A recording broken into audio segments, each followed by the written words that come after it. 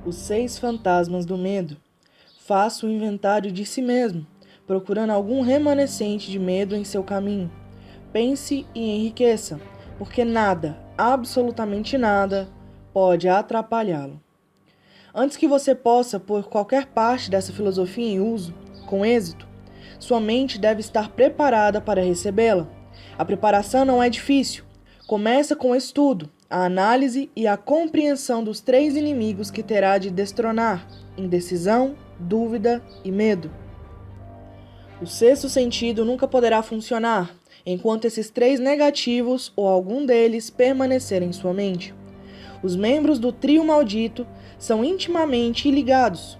Onde se encontra um, os outros 2 estão à mão. Indecisão é a semente do medo. Lembre-se disso enquanto lê.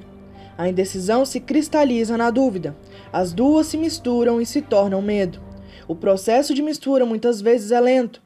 Essa é uma das razões que tornam os 3 inimigos tão perigosos. Germinam e crescem sem que a sua presença seja observada. O restante desse capítulo descreve o fim a ser atingido, antes que a filosofia, como um todo, possa ser colocada em uso prático.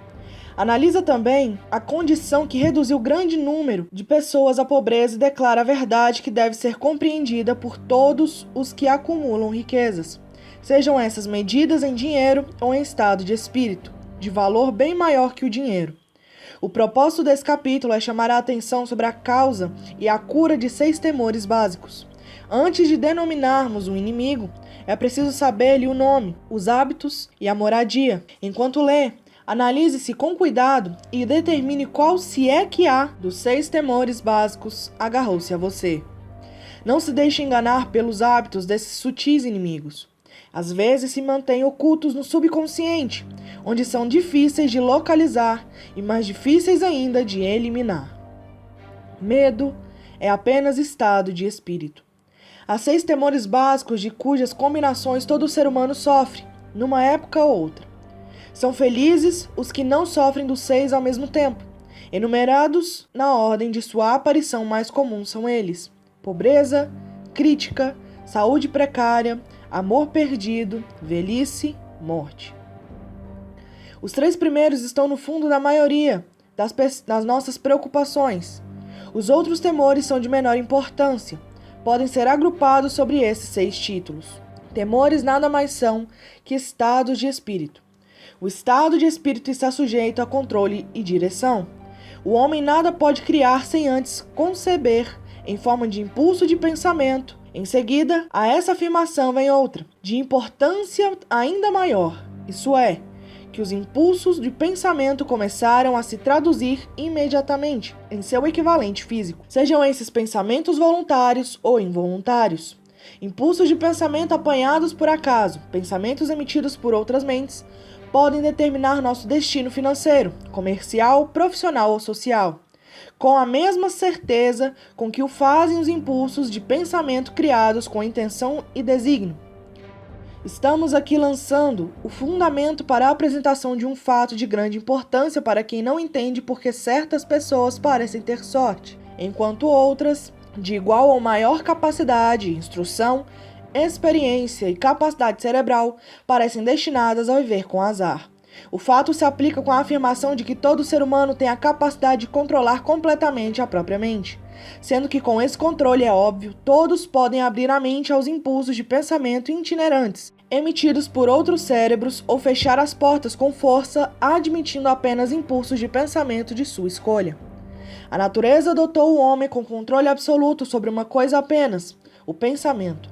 Tal fato, acrescido do fato adicional de que tudo que o homem cria começa em forma de pensamento, leva-nos muito próximo ao princípio de que o medo pode ser dominado. Se é verdade que todo pensamento tende a revestir-se no seu equivalente físico, e isso é verdade sem haver nenhum lugar razoável para dúvidas, é igualmente verdade que os impulsos de pensamento de medo e pobreza não se traduzem em termos de coragem e ganho financeiro.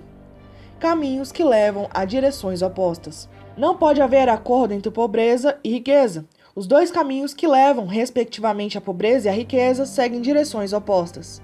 Se você quer riquezas, deve-se recusar-se a aceitar qualquer circunstância que leve à pobreza.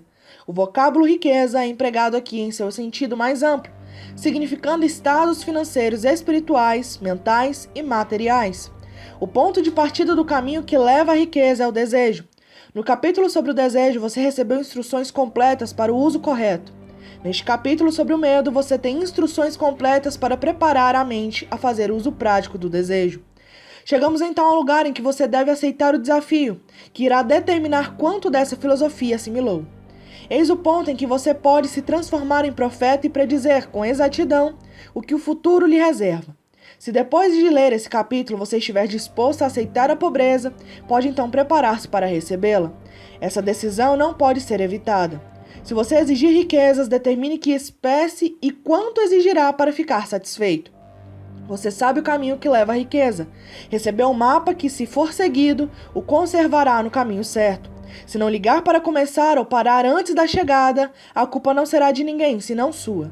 Essa é sua responsabilidade. Nenhum álibi irá salvá-lo de aceitar a responsabilidade de você falhar ou se recusar a exigir riquezas da vida, porque a aceitação só exige uma coisa, por acaso a única que você pode controlar, e é o estado de espírito. Estado de espírito não se presume, não pode ser comprado, deve ser criado. Analise seus temores. Medo de pobreza é estado de espírito, nada mais, mas é o suficiente para destruir as oportunidades de realização em qualquer empresa. Esse medo paralisa a faculdade do raciocínio, destrói a faculdade da imaginação, mata a autoconfiança, solapa o entusiasmo, desanima a iniciativa, leva à incerteza de propósito. Encoraja a procrastinação e torna o autocontrole impossível. Tira o encanto da personalidade, destrói a possibilidade de pensar com clareza, desvia a concentração de esforço, domina a persistência, transforma a força de vontade em vazio, destrói a ambição, anuvia a memória e convida o fracasso de todas as maneiras concebíveis. Mata o amor e assassina as mais puras emoções do coração. Desanima a amizade e convida o desastre de mil maneiras. Leva a insônia, infelicidade e miséria. E tudo isso, apesar de verdade óbvia de que vivemos num mundo de superabundância de tudo que o coração possa desejar, sem nada entre nós e nosso desejo, exceto a falta de um propósito definido. O medo da pobreza é sem dúvida o mais destrutivo dos 6 temores básicos. Foi colocado no alto da lista por ser o mais difícil de dominar. Nasceu da tendência herdada do homem de atacar economicamente seu semelhante. Quase todos os animais inferiores ao homem são motivados pelo instinto, mas como sua capacidade de pensar é limitada, atacam um ao outro fisicamente. O homem, com seu senso superior de intuição, com capacidade de pensar e argumentar, não come seu semelhante corporalmente. Sente mais satisfação em comê-lo financeiramente. O homem é tão avarento que todas as leis concebíveis já foram promulgadas para salvaguardá-lo de seu semelhante. Nada lhe traz mais sofrimento e humilhação que a pobreza. Só os que já experimentaram a pobreza compreendem o pleno significado disso. Não é de se admirar que o homem tema a pobreza. Numa longa linha de experiências herdadas, o homem aprendeu com certeza que alguns de seus semelhantes não merecem confiança quando se trata de questões de dinheiro e possessões terrenas. Tão ávido é o homem que, para possuir riqueza, será capaz de adquiri-la de qualquer maneira possível, por métodos legais, se puder, por outros métodos, se necessários e conveniente. A autoanálise pode revelar fraquezas que a gente não gosta de reconhecer. Essa espécie de exame é essencial a todos que exigem da vida mais que mediocridade e pobreza. Lembre-se, ao examinar-se ponto por ponto, que você é tanto o tribunal como o júri, o promotor público e o advogado de defesa, e que você é autor e réu, e também que está sendo julgado. Encare os fatos corajosamente. Faça-se perguntas definidas e exija respostas diretas. Quando o exame terminar, saberá mais a seu próprio respeito. Se achar que não pode ser juiz imparcial nesse autoexame, chame alguém que o conheça bem para servir de juiz, enquanto você se submete a auto-interrogatório. Você está à procura da verdade. Consiga, não importa o preço, mesmo que o deixe temporariamente embaraçado. A maioria das pessoas se interrogadas do que tem mais medo responderiam: nada temo. A resposta seria inexata, porque poucos percebem que estão atados, em desvantagem, fustigados, física e espiritualmente por alguma espécie de temor. A emoção do medo está tão sutil e profundamente arraigada que se pode atravessar a vida sob seu jugo, sem jamais reconhecer-lhe a presença. Só uma análise corajosa poderá revelar a presença desse inimigo universal. Ao começar a análise, examine profundamente seu caráter. Eis a lista de sintomas que você deve procurar. 6 sintomas que demonstram medo da pobreza. Número 1. Indiferença, comumente expressa pela falta de ambição, vontade de tolerar a pobreza, aceitação de qualquer compensação que a vida possa oferecer sem protesto, preguiça mental e física, falta de iniciativa, imaginação, entusiasmo e autocontrole. Número 2. Indecisão, hábito de permitir que outros pensem por nós, ficar na moita. Número 3. Dúvida, geralmente expressa por álibis e desculpas, designadas para disfarçar, explicar ou desculpar-se dos fracassos. Às vezes aparece em forma de inveja dos bem-sucedidos ou por críticas a eles. Número 4. Preocupação, expressa geralmente encontrando defeitos nos outros, tendência a gastar além das rendas, negligência da aparência pessoal, zangas e carrancas, intemperância no uso de bebidas alcoólicas, às vezes pelo uso de narcóticos, nervosismo, falta de equilíbrio e constrangimento. Número 5. Cautela exagerada, hábito de procurar o lado negativo de todas as circunstâncias, pensando e falando de possíveis fracassos, em vez de se concentrar nos meios de lograr êxito. Saber de todos os caminhos que levam ao desastre, sem nunca procurar evitá-los. Esperar pelo momento exato de começar e por ideias e planos em ação até a esperança se tornar hábito permanente. Lembrar sempre os fracassos, esquecendo-se dos bem-sucedidos. Vendo os buracos no queijo, sem ver o queijo. Pessimismo, que leva à indigestão, eliminação deficiente, auto-intoxicação, mau hálito e má disposição. Número 6. Procrastinação, hábito de adiar para amanhã o que deveria ter sido feito o ano passado. Perder tempo em criar álibis e desculpas por não ter feito uma tarefa. O sintoma é intimamente ligado à cautela exagerada, dúvidas e preocupação.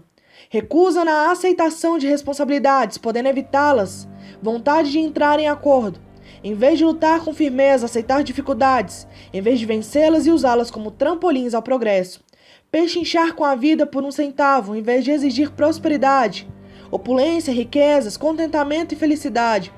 Planejar o que fazer se e quando o fracasso chegar, em vez de queimar as pontes e tornar impossível a retirada. Fraqueza e muitas vezes falta total de autoconfiança, propósito definido, autocontrole, iniciativa, entusiasmo, ambição, parcimônia. E capacidade de raciocínio sensato, esperar a pobreza em vez de exigir riquezas, ligar-se aos que aceitam a pobreza em vez de procurar a companhia dos que exigem e recebem riquezas.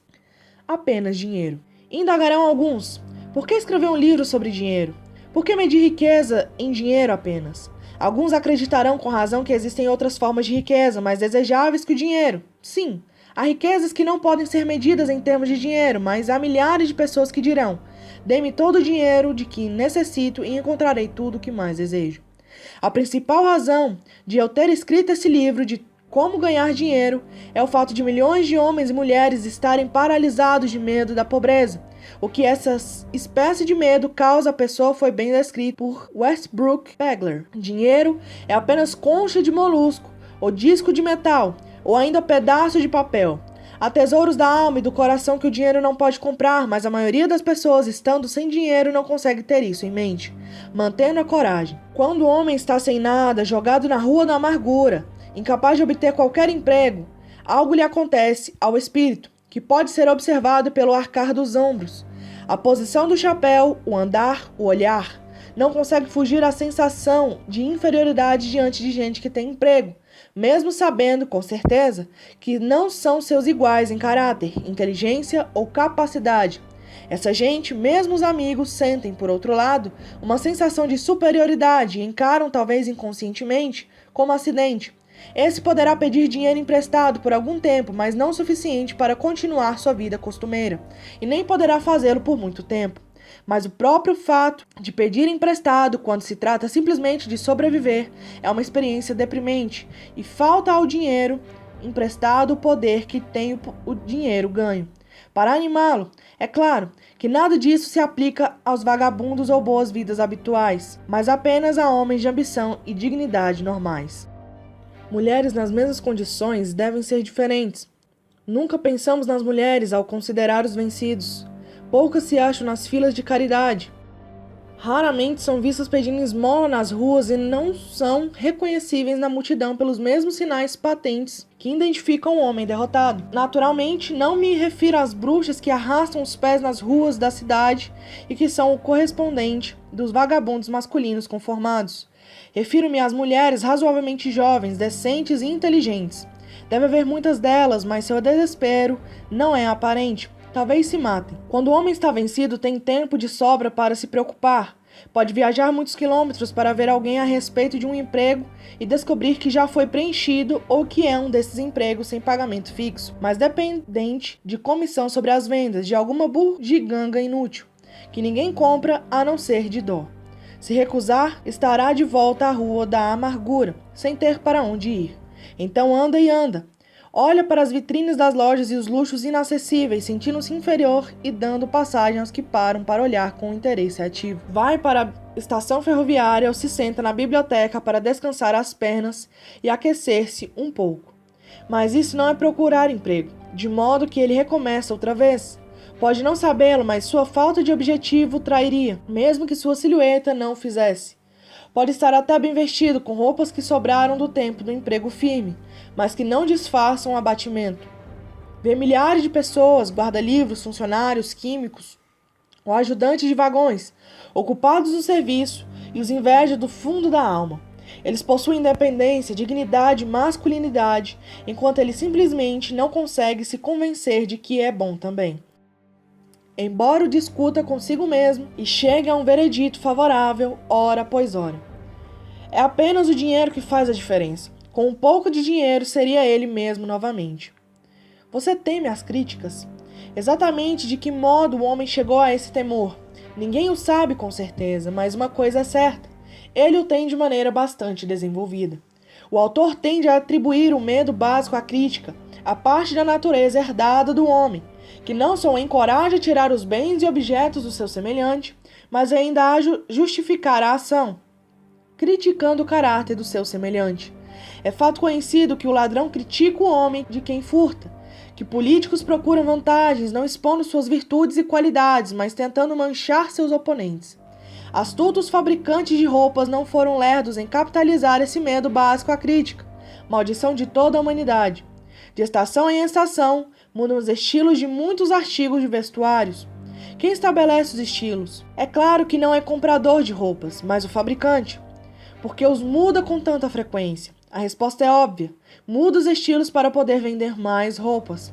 Pela mesma razão, os fabricantes de automóveis mudam os estilos dos modelos a cada ano. Poucos querem ter um carro que não seja o último tipo. Estávamos descrevendo o modo pelo qual as pessoas se comportam sobre a influência do temor à crítica, no que se refere às pequenas e mesquinhas coisas da vida. Examinemos agora o comportamento humano. Quando esse temor afeta as pessoas em relação a fatos mais importantes nas relações humanas. Tomemos como exemplo praticamente qualquer pessoa que tenha chegado à idade de maturidade mental, dos 35 aos 40 anos como média geral. Se pudesse ler-lhe os pensamentos secretos, encontraríamos em geral uma descrença muito decidida nas fábulas de que inúmeros dogmáticos ensinavam há algumas décadas. Por que é que a pessoa média, mesmo nos nossos dias de esclarecimento, hesita em negar sua crença nas fábulas? A resposta é: medo da crítica. Homens e mulheres já foram queimados vivos por ousarem manifestar descrenças em fantasmas. Não é de admirar que tenhamos herdado uma consciência que nos faz temer as críticas. Houve época, e não muito distante, em que a crítica trazia severos castigos, ainda os traz, em alguns países. O medo da crítica rouba a iniciativa ao homem, destrói-lhe o poder de imaginação, limita-lhe a individualidade, tira-lhe a autoconfiança, causando-lhe danos em centenas de outras maneiras. Pais causam aos filhos, às vezes, ferimentos irreparáveis ao criticá-los. A mãe de um de meus companheiros de infância costumava castigá-lo quando diariamente, com uma chibatada, sempre completando a obra com a afirmação: "Você acabará na penitenciária antes dos 20. Mandaram-no a um reformatório aos 17 anos de idade. Crítica é uma forma de serviço que todos têm em demasia. Todos possuem um estoque dela, distribuindo-a de graça, quer a pedido, quer não. Os parentes mais próximos são às vezes os piores ofensores. Deveria ser considerado crime, na realidade, e crime da pior espécie, os pais criarem complexos de inferioridade na mente da criança, por críticas desnecessárias. Empregadores que compreendem a natureza humana conseguem o máximo dos homens, não através de críticas, mas por sugestões construtivas. O mesmo resultado pode ser obtido pelos pais com relação aos filhos. A crítica implanta o medo no coração humano, ou então ressentimento, mas nunca amor ou afeição. 7 sintomas que demonstram medo à crítica. Esse medo é quase tão universal quanto o medo da pobreza, e seus efeitos fatais à realização pessoal, principalmente porque destrói a iniciativa e desencoraja o uso da imaginação. Os sintomas principais são: número 1, acanhamento, geralmente expresso por nervosismo, timidez na conversação e em conhecer estranhos, movimentos desajeitados das mãos e membros, olhares desviados. Número 2, falta de equilíbrio, expressa por falta de controle da voz, nervosismo da presença dos outros, má postura do corpo, péssima memória. Número 3, personalidade fraca, falta de firmeza nas decisões do encanto pessoal e capacidade de exprimir opiniões com firmeza, hábito de desviar-se dos assuntos em vez de encará-los, concordância com os outros, sem antes examinar-lhes as opiniões com cuidado. Número 4, complexo de inferioridade, hábito de expressar autoaprovação oralmente e por ações como meios de disfarçar o sentimento de inferioridade. Usar palavras grandiloquentes para impressionar os outros, muitas vezes sem conhecer-lhes o verdadeiro significado. Imitar outros na maneira de vestir, falar e nos modos, jactando-se de realizações imaginárias. Isso dá por vezes a aparência superficial de um sentimento de superioridade. Número 5. Extravagância. Hábito de tentar emparelhar com o Silva, gastando além das possibilidades. Número 6. Falta de iniciativa. Fracasso em aproveitar oportunidades de progredir, medo de expressar opiniões, falta de confiança nas próprias ideias, dando respostas evasivas às perguntas formuladas por superiores, hesitação na maneira e no falar, falsidade nas palavras e efeitos. Número 7. Falta de ambição. Lassidão mental e física, falta de autoafirmação, lentidão em chegar às decisões, facilidade em ser influenciado, hábito de criticar os outros, nas costas e elogiá-los na frente, hábito de aceitar a derrota sem protesto ou fugir ao empreendimento, sem encontrar oposição, suspeita imotivada dos outros, falta de tato nas maneiras e no falar, má vontade em aceitar a culpa dos erros. Você teme a saúde deficiente? Esse medo tem suas raízes na hereditariedade, tanto física como mental. Está intimamente associado, em sua origem, às causas do medo da velhice e da morte, porque conduz às fronteiras de mundos terríveis, dos quais o homem nada sabe, mas os quais ouviu histórias desconcertantes. Existe também a opinião, algo generalizado, de que certas pessoas sem ética fazem negócios vendendo saúde, mantendo vivo o medo da doença. De modo geral, o homem teme a saúde deficiente por causa dos terríveis quadros plantados em sua mente do que pode acontecer se a morte o alcançar. Teme-a também pela taxa econômica que representaria. Um médico de renome calculou que 75% das pessoas que consultam médicos sofrem de hipocondria, doença imaginária. Já se demonstrou de maneira convincente que o medo da doença, mesmo não havendo a menor causa para o medo, muitas vezes produz os sintomas físicos da moléstia temida. Poderosa é grande e a mente humana. Pode construir e pode destruir, explorando a fraqueza comum do medo e a doença. Vendedores de remédios patenteados amontoaram fortunas. Essa forma de engano da crédula humanidade prevaleceu a tal ponto há algumas décadas que uma revista popular fez amarga campanha contra os piores ofensores no negócio dos remédios patenteados. Por uma série de experiências feitas há alguns anos, foi provado que se pode tornar as pessoas doentes por sugestões. Fizemos a experiência pedindo a 3 conhecidos que visitassem as vítimas perguntando: o que é que tem? Você parece estar muito doente. O primeiro geralmente provocava um sorriso e um casual: nada, estou bem. Ao segundo, a vítima geralmente afirmava: não sei exatamente, mas sinto-me mal. O terceiro já recebia a admissão franca de que a vítima estava realmente se sentindo doente. Tente isso com algum conhecido seu. Se duvida que o fará, ficará inquieto, mas não vá longe demais com a experiência. Há certa seita religiosa cujos membros se vingam dos inimigos pelo método da bruxaria. Chamam-no de enfeitiçar a vítima. Existem provas arrasadoras de que a doença às vezes começa em forma de impulso de pensamento negativo. Tal impulso pode ser passado de uma mente a outra por sugestão ou criado pelo indivíduo em sua própria mente. O homem de mais sabedoria do que possa parecer por esse incidente disse certa vez: se alguém me pergunta como me sinto, sempre quero responder derrubando. Médicos costumam mandar pacientes para climas novos, porque se faz necessária uma mudança de atitude mental. A semente do medo da doença vive em todas as mentes humanas. Preocupação, medo, desânimo, decepção no amor e nos negócios faz com que a semente germine e cresça. Decepções em negócios e no amor encabeçam a lista das causas da saúde deficiente. Um jovem sofreu tal decepção amorosa que foi parar no hospital.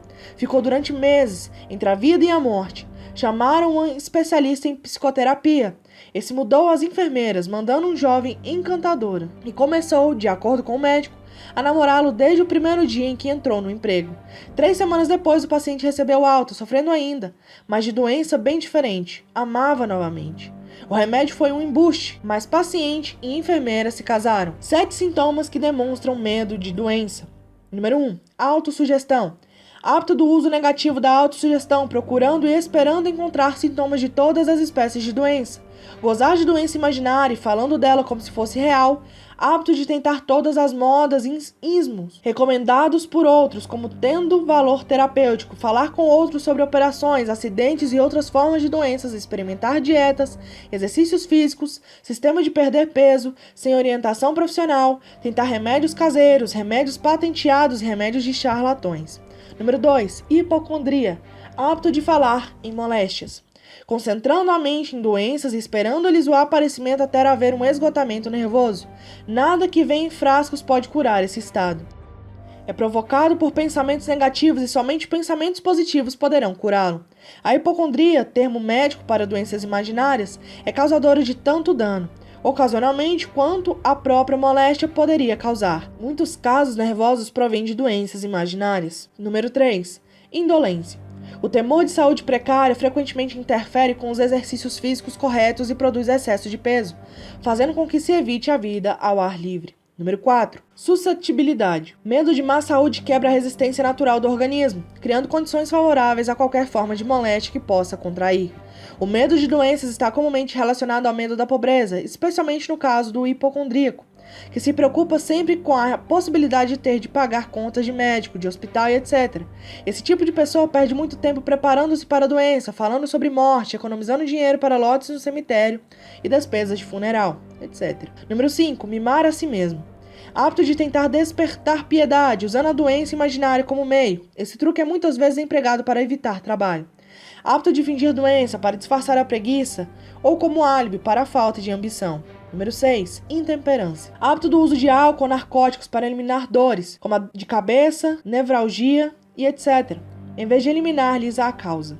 Número 7. Preocupação. Hábito de ler sobre doenças e preocupar-se com a possibilidade de ser por elas atingido, assim como o hábito de ler anúncios de remédios patenteados. Você teme a perda do amor? A fonte original desse temor inerente data, obviamente, do hábito poligâmico do homem, de roubar a companheira de seu semelhante e do hábito de tomar liberdades com ela, sempre que pode. Ciúme e outras formas similares de neurose originam-se do medo herdado da perda do amor. Esse é o mais doloroso dos 6 temores básicos. Provavelmente produz mais destruição no corpo e no espírito que qualquer outro dos temores básicos.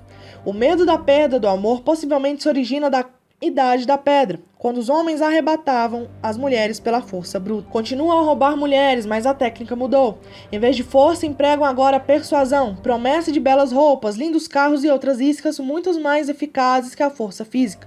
Os hábitos do homem são os mesmos da aurora da civilização, só que são expressos de maneira diferente.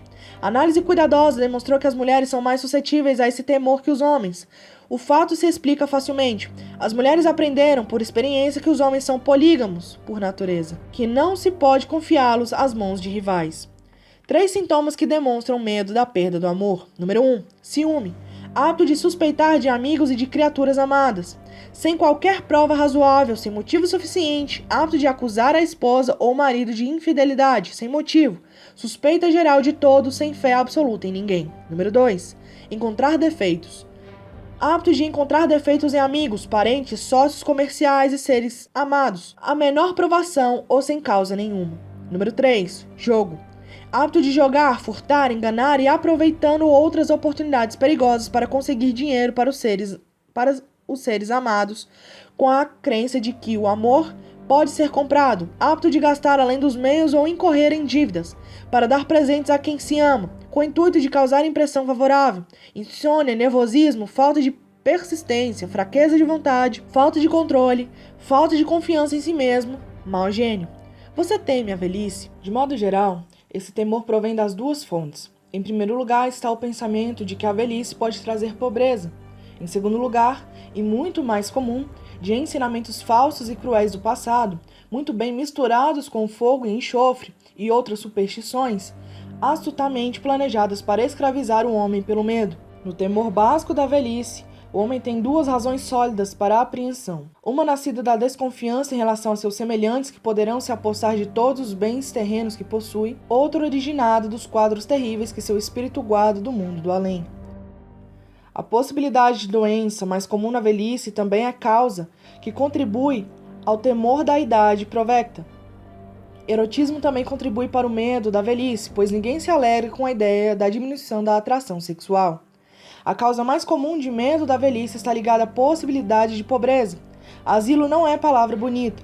Arrepia a todos que encaram a possibilidade de ter que passar os últimos anos numa instituição para velhos pobres.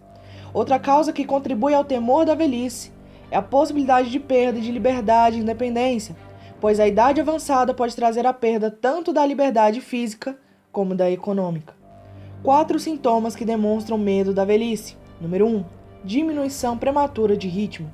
Tendência de diminuir o ritmo por volta dos 40 anos, idade da maturidade mental, e de desenvolver um complexo de inferioridade acreditando-se decadente devido à idade.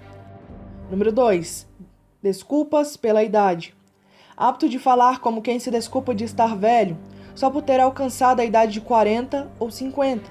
Ao contrário, deve-se ir expressar gratidão, por se ter alcançado a fase da sabedoria e da compreensão. Número 3. Perda da iniciativa. Iniciativa, imaginação e autoconfiança se perdem quando se acredita falsamente que se é velho demais para exercer tais qualidades. Número 4. Disfarçar-se de jovem, apto de adotar vestuário e maneiras de gente moça, o que só causa ridículo diante de amigos estranhos e é bastante comum. Você teme a morte? Para alguns, esse é o temor básico mais cruel. A razão é óbvia. A terrível angústia do medo ligada ao pensamento da morte pode ser atribuído, em muitos casos, a fanatismo religioso. Os supostos pagãos temem menos a morte que os civilizados. Durante milhares de anos, o homem continua fazendo as perguntas não respondidas: de onde e para quê? De onde venho e para onde vou?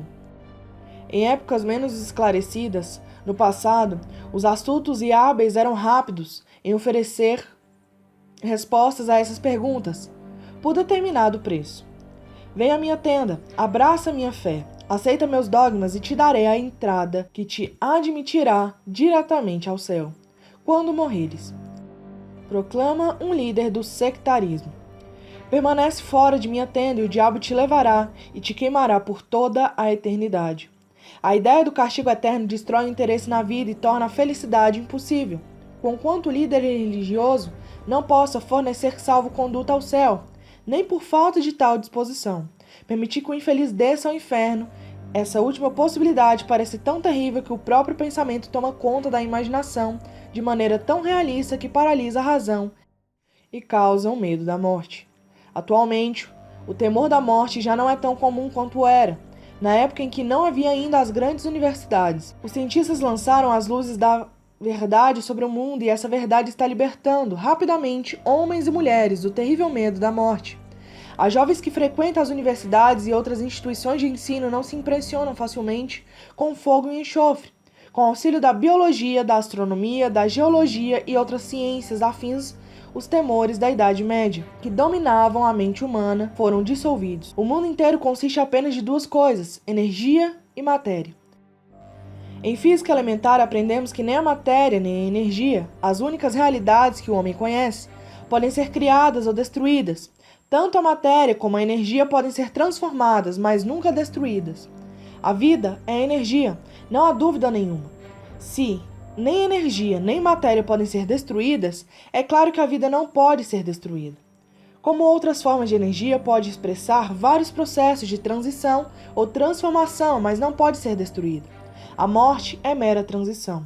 Se a morte não for mera transformação ou transição, então nada mais vem depois dela senão um sono longo, eterno, tranquilo, e o sono não deve ser temido. Assim, você poderá eliminar para sempre o medo da morte. 3 sintomas que demonstram medo da morte. Número 1. Pensar em morrer. Hábito que prevalece entre os idosos, embora os mais jovens se preocupem muitas vezes com a morte em vez de aproveitar a vida ao máximo. Isso se deve frequentemente à falta de propósito ou à inabilidade de encontrar, talvez graças à falta de propósito, uma profissão adequada. O maior remédio para o medo da morte é o desejo ardente de realização, baseado em serviços úteis aos outros. A pessoa ocupada não pensa em morrer. Número 2. A associação com o medo da pobreza. Pode-se temer o assalto da pobreza na própria vida ou que a morte cause pobreza aos seres amados. Número 3. A associação com a doença ou desequilíbrio. Doença física pode levar à depressão mental, decepção no amor, fanatismo religioso, estado grave de neurose ou insanidade mesmo são também causas do medo da morte. Preocupação é medo. A preocupação é um estado de espírito baseado no medo. Age com lentidão, mas persistentemente. É insidiosa e sutil. Passo a passo ela se infiltra, até paralisar a faculdade de raciocínio, destruindo a autoconfiança e a iniciativa. Preocupação é uma forma de medo admitido, causado pela indecisão. Portanto, é um estado de espírito controlável. Mente alterada é mente inútil. A indecisão altera a mente. A maioria das pessoas não possui o poder de chegar às decisões com rapidez, sustentando-as depois de tomadas. Condições não nos preocupam, uma vez alcançada a decisão de seguir uma linha de ação definida. Certa vez entrevistei um homem que seria eletrocutado dali a 2 horas. O condenado era o mais calmo dos 8 prisioneiros que com ele estavam na cela da morte. Sua calma fez com que lhe perguntasse o que sentia, sabendo que entraria na eternidade dali a pouco. Com um sorriso de confiança respondeu: "Sinto-me otimamente. Imagine só, companheiro. Minhas preocupações logo terminarão. Só tive preocupações em toda a minha vida. Sempre foi difícil conseguir alimento e vestuário. Logo mais não precisarei dessas coisas. Sinto-me bem desde que soube, com certeza, que deveria morrer." Resolvi então aceitar o destino com bom humor.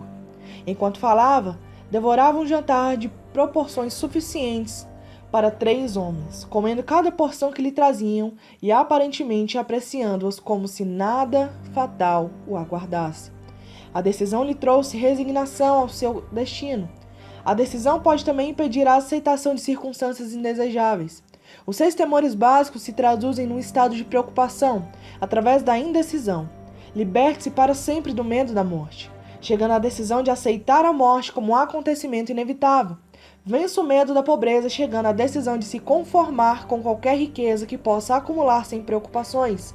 Pise com força no medo da crítica, alcançando a decisão de não se preocupar com o que os outros possam pensar, fazer ou dizer. Elimine o medo da velhice, tomando a decisão de aceitá-la, não como desvantagem, mas como bênção que traz sabedoria, autocontrole e compreensão desconhecidos à juventude. Isente-se do medo das doenças com a decisão de esquecer os sintomas.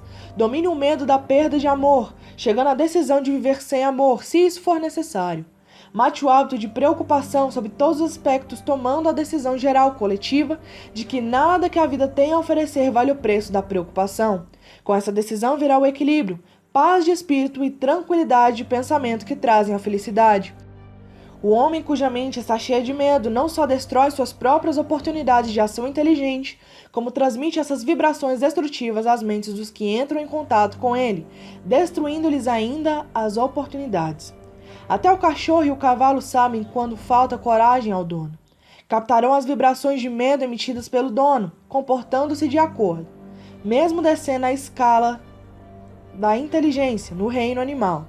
Encontra-se essa mesma capacidade de captar as vibrações de medo. Pensamento que destrói. As vibrações de medo passam de uma mente a outra com a mesma rapidez e segurança com que o som da voz humana passa da estação transmissora ao aparelho receptor de rádio. A pessoa que exprime em palavras pensamentos negativos e destrutivos é quase certo que experimente os resultados de suas palavras, em forma de retribuição destrutiva. A liberação de impulsos de pensamentos destrutivos sem auxílio de palavras também produz retribuição de vários modos. Em primeiro lugar, e talvez o mais importante de ser lembrado, é que a pessoa que libera pensamentos de natureza destrutiva deve sofrer danos através do aniquilamento da faculdade da imaginação criadora. Em segundo lugar, a presença de qualquer emoção destrutiva na mente desenvolve uma personalidade negativa que repele as pessoas, convertendo-as frequentemente em inimigas. A terceira fonte de danos, a pessoa que alimenta ou libera pensamentos negativos jaz nesse fato significativo. Os impulsos de pensamento não só são prejudiciais a outros, como também se infiltram no subconsciente da pessoa que os libera, tornando-se parte de seu caráter. O que você procura na vida, presumivelmente, é alcançar sucesso. Para ser bem-sucedido é preciso encontrar paz de espírito, satisfazer as necessidades materiais da vida e, acima de tudo, atingir a felicidade. Todas essas evidências de sucesso começaram em forma de impulso de pensamento. Você pode controlar a mente, tem o poder de fornecer-lhe os impulsos de pensamento que escolher. Com esse privilégio vai também a responsabilidade de usá-lo de maneira construtiva. Você é o senhor de seu destino terreno, do mesmo modo que possui o poder de controlar seu ambiente, tornando sua vida o que deseja que ela seja, ou pode deixar de exercer o privilégio que lhe pertence de fazer sua vida de encomenda, jogando-se assim ao alto mar das circunstâncias, onde será balançado para cá e para lá, qual casquinha nas ondas do oceano. Você é suscetível demais. Somando aos 6 temores básicos, existe outro mal de quem sofrem as pessoas. Constitui solo rico, em que as sementes do fracasso crescem em abundância. É tão sutil que sua presença muitas vezes nem é notada. Essa tribulação não pode ser chamada com propriedade de temor. Está mais arraigada e é mais frequentemente fatal que todos os 6 temores juntos. Por falta de um nome melhor, chamemos o mal de suscetibilidade a influências negativas. Homens que acumulam grandes riquezas sempre se protegem contra o mal. Os indigentes nunca o fazem. O que obtém êxito em qualquer profissão devem preparar a mente para resistir ao mal. Se você está estudando esta filosofia com o intuito de acumular riquezas, examine-se com cuidado para determinar se é suscetível a influências negativas. Se negligenciar essa autoanálise, perderá o direito de alcançar o objeto de seus desejos. Faça uma análise perscrutadora. Depois de ler as perguntas preparadas para a autoanálise, atenha-se a um balanço restrito nas respostas. Enfrente a tarefa com o mesmo cuidado com que a vasculharia a presença de outro inimigo, que o estivesse esperando numa armadilha, e saber lidar com as próprias falhas, como faria com um inimigo mais tangível. Você pode facilmente se proteger contra assaltantes de estrada, porque a lei fornece cooperação organizada a seu favor. Mas esse 7º mal básico é mais difícil de dominar, porque o ataca quando você nem lhe percebe a presença. Enquanto você dorme, enquanto está desperto, a alma que usa é intangível, porque consiste apenas de um estado de espírito. O mal também é perigoso, porque ataca em tantas formas quanto são as experiências humanas. Às vezes penetra a mente pelas palavras bem-intencionadas dos próprios parentes. Outras vezes, vem de dentro, pela própria atitude mental de cada um. É sempre mortal como o veneno, embora não mate com tanta rapidez. Proteja-se. Para proteger-se contra influências negativas, sejam de sua própria criação ou resultados de atividades de pessoas negativas que o cercam, reconheça que possui força de vontade, colocando em uso constante até formar um muro de imunidade contra influências de sua mente. Reconheça o fato de que você e todo ser humano são, por natureza, preguiçosos, indiferentes e suscetíveis a sugestões que se harmonizem com suas fraquezas. Reconheça que você é suscetível, por natureza, aos 6 temores básicos, adquirindo hábitos que combatam tais temores. Reconheça que influências negativas muitas vezes se exercem sobre seu subconsciente, o que torna difícil captá-las, e conserve a mente fechada contra as pessoas que o deprimem ou desanimam de algum modo. Faça uma limpeza no armário de remédio, jogando fora os comprimidos, e pare de alcovitar resfriados, dores e doenças imaginárias. Procure deliberadamente a companhia de gente que a influencie a pensar e agir por si. Não espere aborrecimentos, pois eles têm o costume de não desapontá-lo. Sem dúvida, a fraqueza mais comum dos seres humanos é a de deixar a mente aberta à influência negativa dos outros. Essa fraqueza é ainda mais prejudicial porque a maioria das pessoas não reconhece que carrega consigo a maldição e os que a reconhecem deixam de corrigi-la ou recusam-se a corrigir o mal até se tornar parte incontrolável de seus hábitos diários. Para ajudar aos que se querem ver como realmente são, foi preparada essa lista de perguntas. Leia-as e dê as respostas em voz alta para que possa ouvir a própria voz. Isso lhe facilitará ser franco consigo mesmo. Pense antes de responder. Você se queixa com frequência de sentir-se mal? E quando isso acontece, qual a causa? Encontra defeito nos outros a menor provocação. Comete erros frequentes em seu trabalho? E se é assim, por quê? É sarcástico e ofensivo ao conversar? Evita deliberadamente a companhia de qualquer pessoa e sendo assim, por quê? Sofre muito de indigestão? Se sofre, qual a causa? A vida lhe parece fútil e o futuro sem esperança? Gosta da sua profissão? Se não, por quê? Sente com frequência autocompaixão? Se sente, por quê? Sente inveja dos que o superam? A que dedica mais tempo? A pensar no sucesso ou no fracasso? Está ganhando ou perdendo confiança em si mesmo à medida que envelhece? Aprende algo de valor dos erros cometidos? Permite que algum parente ou amigo o preocupe? Se sim, por quê? Acontece às vezes estar nas nuvens e outras vezes nas profundezas do desespero? Quem exerce sobre você a influência mais inspiradora? Qual a causa? Tolera influências negativas ou desanimadoras podendo evitá-las? Não se importa com a aparência pessoal? Sendo assim, quando e por quê? Aprendeu a afogar as mágoas ficando ocupado demais para que o aborreçam? Chamar-se-ia de Maria vai com as outras se permitisse aos outros pensarem por você? Quantos distúrbios evitáveis o aborrecem e por que os tolera? Recorre à bebida, narcóticos ou cigarros para acalmar os nervos? Se é assim, por que não tenta a força de vontade em lugar desses? Alguém o caceteia? Por quê? Tem algum propósito importante? Sendo assim, o que é e quais os planos para alcançá-lo? Sofre de algum dos 6 temores básicos? De qual deles? Possui um método que o proteja das influências negativas? Faz uso deliberado da autossugestão para tomar a mente positiva? O que preza mais? Suas propriedades materiais ou o privilégio de controlar os próprios pensamentos? É facilmente influenciado por outros contra seu próprio juízo? O dia de hoje acrescentou alguma coisa ao seu estoque de conhecimentos ou estado de espírito? Encara com coragem as circunstâncias que o tomam infeliz ou evita a responsabilidade?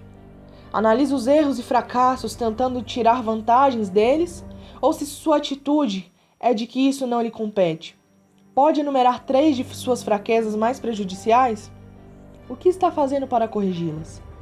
Você anima os outros a lhe contarem suas preocupações, despertando-lhe a compaixão? Escolhe das experiências diárias, lições ou influências que possam ser úteis ao seu progresso pessoal? Sua presença exerce influência negativa sobre os outros, via de regra? Quais os hábitos alheios que mais o aborrecem? Forma opiniões próprias ou deixa-se influenciar pelos outros? Aprendeu a criar um estado de espírito capaz de escudá-lo contra influências desanimadoras? Sua profissão lhe inspira fé e confiança? Sente-se possuidor de forças espirituais, de poder suficiente para manter a mente livre de todas as formas de medo? A religião ajuda a manter sua mente objetiva? Acha que é seu dever compartilhar das preocupações alheias? Por quê? Se acredita que cada qual o seu igual, o que descobriu a seu respeito, estudando os amigos que atrai? Qual a ligação, se é que existe, que vê entre as pessoas com as quais se dá mais intimamente e infelicidade que possa experimentar? Será possível que alguém, a quem considera amigo, seja na realidade seu pior inimigo, devido à influência negativa sobre sua mente? De acordo com que regra julga o que lhe são úteis e o que lhe são prejudiciais? Seus companheiros mais íntimos são superiores ou inferiores a você mentalmente?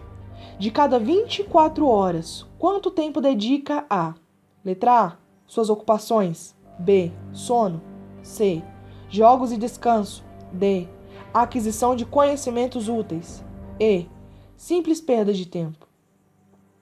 Quem, entre os seus amigos, A, o anima mais; B, o admoesta mais; C, o desanima mais? Qual a sua maior preocupação? Por que a tolera? Quando alguém lhe oferece conselho de graça, não solicitado, você o aceita sem discutir ou analisa-lhe os motivos? O que deseja acima de tudo, pretende adquiri-lo, está disposto a subordinar todos os outros desejos a esse? Quanto tempo diário dedica à sua aquisição? Você muda de opinião com frequência? Por quê? Costuma terminar tudo o que começa? Impressiona-se facilmente com os negócios alheios ou títulos profissionais, graus universitários, riqueza? É facilmente influenciável pelo que os outros pensam e dizem de você? Liga-se às pessoas por causa do status social e financeiro delas. Qual, na sua opinião, a pessoa viva mais importante? De que modo essa pessoa lhe é superior? Quanto tempo dedicou a estudar a responder essas perguntas? Pelo menos um dia é necessário para análise e resposta da lista toda. Se respondeu com franqueza a todas as perguntas, sabe agora mais a seu próprio respeito do que a maioria das pessoas. Estude cuidadosamente as perguntas, volte a elas uma vez por semana durante vários meses e surpreenda-se com a quantidade de conhecimentos extraordinários de grande valor para você que terá adquirido pelo simples método de responder às perguntas com franqueza. Se não tiver certeza das respostas referentes a algumas das questões, peça a orientação de quem o conhece bem, principalmente dos que não têm motivos para agradá-lo, e veja-se através dos olhos deles. A experiência será surpreendente. A diferença que o controle mental faz. Você só tem controle absoluto sobre uma coisa, seus pensamentos. Esse é o fato mais significativo e inspirador que se conhece. Reflete a natureza divina do homem.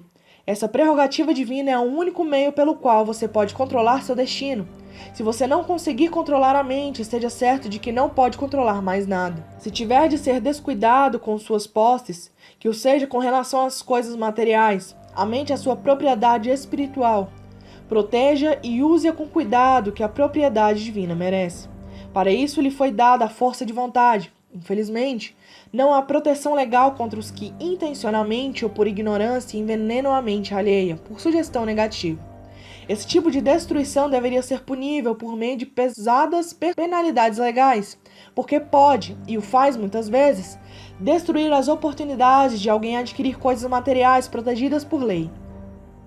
Homens de mente negativa tentaram convencer Thomas Edison de que não saberia construir a máquina capaz de gravar e reproduzir a voz humana, porque argumentavam ninguém tinha jamais produzido tal máquina. Edison não lhes deu crédito.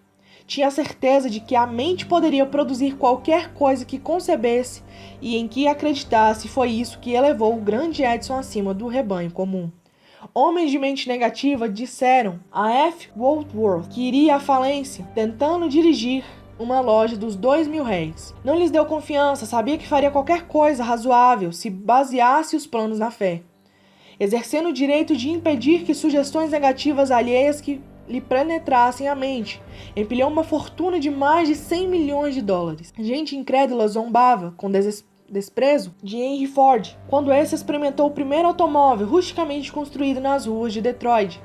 Alguns afirmavam que a coisa nunca se tornaria prática. Outros diziam que ninguém daria dinheiro por uma geringonça daquelas. Ford proclamou: cercarei a terra de automóveis seguros. Foi o que fez. Para beneficiar os que procuravam vastas riquezas, que seja lembrado que a única diferença entre Henry Ford e a maioria dos que trabalham é essa: Ford tinha mente e controlava. Outros a têm, mas não tentam controlá-la. Controle mental é resultado de autodisciplina e hábito. Ou você controla a mente ou ela o controla, não há meio termo. O método mais prático de controlar a mente é o hábito de manter-se ocupado, com um propósito definido, apoiado em um plano definido. Estude a história de qualquer homem que tenha alcançado sucesso notável e observará que ele tem controle sobre a mente, além de exercer o controle e dirigi-lo para a realização de objetivos definidos. Sem esse controle, o sucesso não é possível. Você usa esses álibis? As pessoas que não obtêm êxito possuem um traço em comum: conhecem todas as razões do fracasso e têm o que acreditam ser álibis incontestáveis para explicar sua falta de realizações. Alguns dos álibis são inteligentes e há os que se justificam pelos fatos, mas álibis não servem de dinheiro. O mundo só quer saber de uma coisa: você alcançou sucesso? Um analista de caráter compilou uma lista dos álibis mais comumente empregados. Ao ler a lista, examine-se cuidadosamente, determinando quantos deles são propriedade sua. Lembre-se também que a filosofia apresentada nesse livro torna qualquer desses álibis obsoleto. Se eu não tivesse mulher e família, se eu não tivesse pistolão, se eu não tivesse dinheiro, se eu não tivesse boa instrução, se eu pudesse arranjar um emprego, se eu gozasse de boa saúde, se eu tivesse tempo, se os tempos fossem melhores, se outros me compreendessem, se as condições que me cercam fossem diversas, se pudesse viver minha vida novamente, se eu não temesse o que eles diriam, se me tivessem dado uma oportunidade, se eu tivesse agora uma oportunidade, se não implicassem comigo, se nada acontecer que me impeça, se eu fosse mais jovem, se eu pudesse fazer o que quero, se tivesse nascido rico, se pudesse encontrar as pessoas certas, se eu tivesse o talento que alguns têm, se eu ousasse me impor, se eu tivesse aproveitado oportunidades passadas, se as pessoas não me enervassem, se eu não tivesse de lidar com a casa e com as crianças, se eu soubesse economizar algum dinheiro, se o patrão me desse valor, se eu tivesse alguém que me ajudasse, se minha família me entendesse, se eu vivesse numa cidade grande, se eu pudesse começar, se eu fosse livre, se eu tivesse a personalidade de algumas pessoas, se eu não fosse tão gordo, se conhecessem meu talento, se pudesse conseguir uma oportunidade, se pudesse saldar minhas dívidas, se eu não tivesse fracassado, se eu soubesse como, se todos não fossem contra mim, se eu não tivesse tantas preocupações, se eu pudesse me casar com a pessoa certa, se as pessoas não fossem tão tolas, se minha família não fosse tão extravagante, se eu tivesse mais confiança em mim mesmo, se a sorte não estivesse contra mim, se eu não tivesse nascido sob signo errado, se não fosse verdade, o que tem de ser será, se eu não tivesse de trabalhar tão arduamente, se eu não tivesse perdido dinheiro, se eu morasse no outro bairro, se eu não tivesse um passado, se eu tivesse um negócio só meu, se outros me ouvissem, se, e esse é o maior de todos, se eu tivesse a coragem de me ver como sou realmente, descobriria o que há de errado comigo e me corrigiria. Poderia então ter a oportunidade de lucrar com meus erros e aprender algo da experiência alheia, pois sei que há algo errado comigo, senão estaria agora onde estaria se tivesse passado mais tempo analisando minhas fraquezas e menos tempo criando álibis para encobri-las. O hábito fatal ao sucesso. Criar álibis para explicar o fracasso é passatempo nacional. O hábito é antigo como a raça humana e é fatal ao sucesso. Por que é que as pessoas se agarram aos álibis favoritos? A resposta é óbvia. Defendem os álibis porque os criam. O álibi do homem é fruto de sua imaginação. É da natureza humana defender o filho cerebral. Criar álibis é hábito profundamente arraigado.